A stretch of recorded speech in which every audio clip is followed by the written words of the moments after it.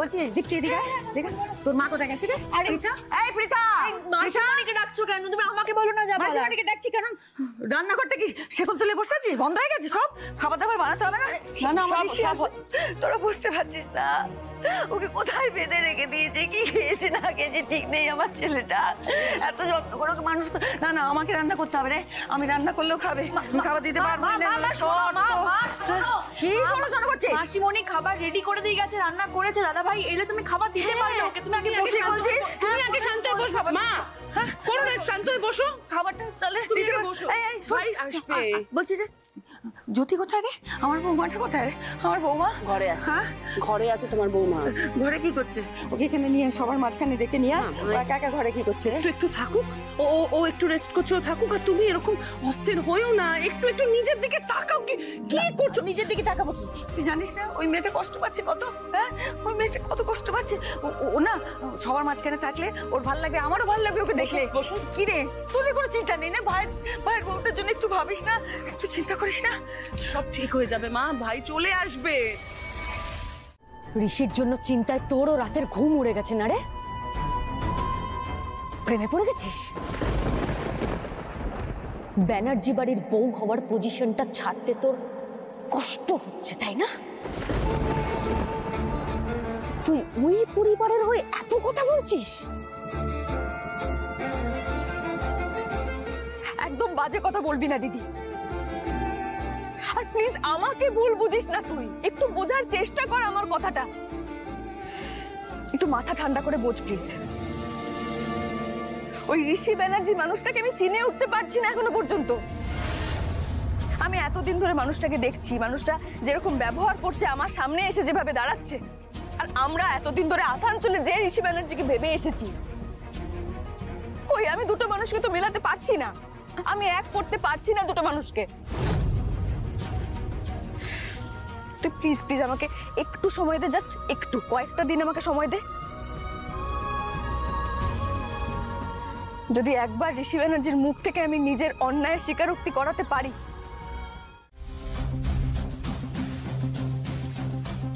এই আবার কি? কান পাচ্ছ কেন তুমি এখান থেকে? চলো চলো, আরে চলো। জ্যোতি দরজা লক করে ঘুমাচ্ছে। হ্যাঁ তো সেটাই স্বাভাবিক না, দরজা খুলে ঘুমাবে একটা মেয়ে? অদ্ভুত। চলো তো। আরে খেয়ারা বলেছিল জ্যোতি নাকি অঘরে ঘুমাচ্ছে, আর ওরা বাইরে থেকে দরজাটা ভেজিয়ে দিয়ে গেছে। বলছি শোনো না, জ্যোতি কখন তাহলে ঘুম থেকে উঠলো? আর ধরো ওর যদি ঘুম ভেঙেও থাকে তাহলে আবার ঘুমিয়ে পড়লো। ঋষিকে এখনো পাওয়া যাচ্ছে না, এটা জেনে ওর এত ঘুম। বড়ের জন্য কোনো চিন্তা নেই ওর। আমি বলছি কোনো গন্ডগোল আছে? তুমি চলো, তুমি একবার চলো। তুমি কানটা পেতে দেখো না, দেখো কোনো আওয়াজ হবে না। দেখো দেখো কিছু পাচ্ছ?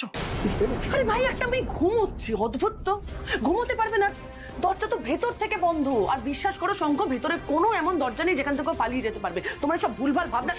তুমি অন্য ব্যাপারে কেন এত মাথা ঘামাচ্ছ? তুমি কাকুমণিকে ফোন করো, ভাইয়ের খোঁজটা নাও না। ভাইকে এখনো পেলো কিনা? শঙ্খ ওখানে কোনো গন্ডগোল হলো কিনা? আমার চিন্তা হচ্ছে। আমার কল কিন্তু এখনো পর্যন্ত ধরছে না, বুঝতে পারছো সেটা? শোনো না, বলছি একবার ডাকি না আমরা জ্যোতিকে। দেখো মাও তো বলেছিল তুলে দিতে। মা যে তারপর বারণ করলো যে ওকে ডাকতে না, সেটা কানে যায়নি তোমার? শুনেছি আমি সব শুনেছি। প্লিজ তাও একবার। আরে ওই দুই বোনদের তো সন্দেহ হয় আমাদের। বেশি আমার কেন জানি মনে হচ্ছে জ্যোতি কিন্তু ঘরে নেই। একবার ডাকি প্লিজ। না আমি আর পারবো না। একবার রিকোয়েস্ট, প্লিজ আমার ডাউট হচ্ছে। প্লিজ একবার শোনো, প্লিজ একবার ডাকি। চলো ঠিক আছে। Okay thank you. চলো ডাকো কি? আমি ডেফিনেটলি আমি ডেফিনেটলি শিওর ও নেই ঘরে। তুমি ডাকো। জ্যোতি তুমি ভয় পেও না, দেখো ঋষি তো ঠিক আছে। দেখো কি ঘটেছিল আমি পরিষ্কার করে বলছি, শোনো। দেখো আমরা তো সুটকেসটা রেখে পিছিয়ে এলাম, আর ওরা ঋষিকে নিয়ে একটু একটু করে এগোচ্ছে। ঠিক তখনই কোত্থেকে একটা বাইক এসে ওদের যে লিডার ওকে প্রায় চাপাই দিয়ে দিচ্ছিল।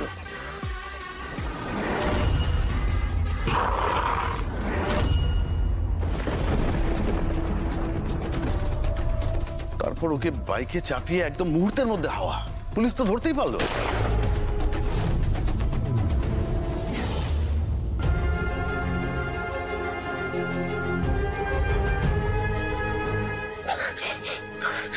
এই গন্ধটা আমি চিনি।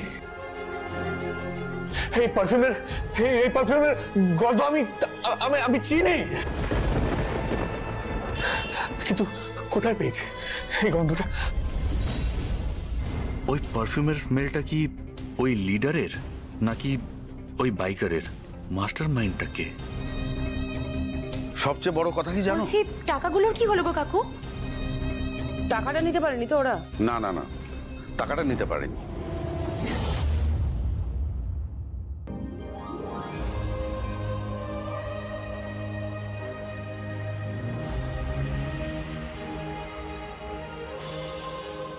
জ্যোতি,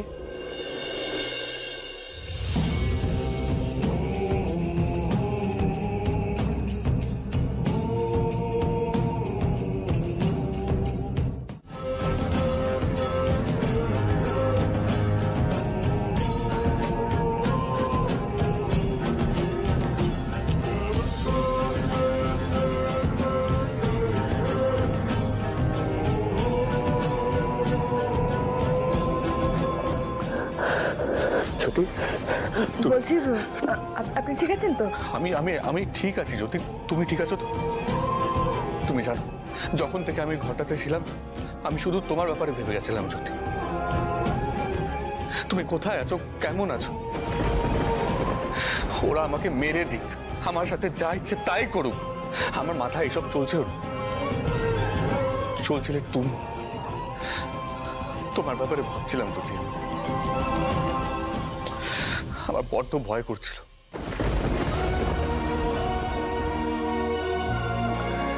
আপনি ঘরে যান, রেস্ট নেওয়া দরকার, খেতে হবে, রেস্ট নিতে হবে।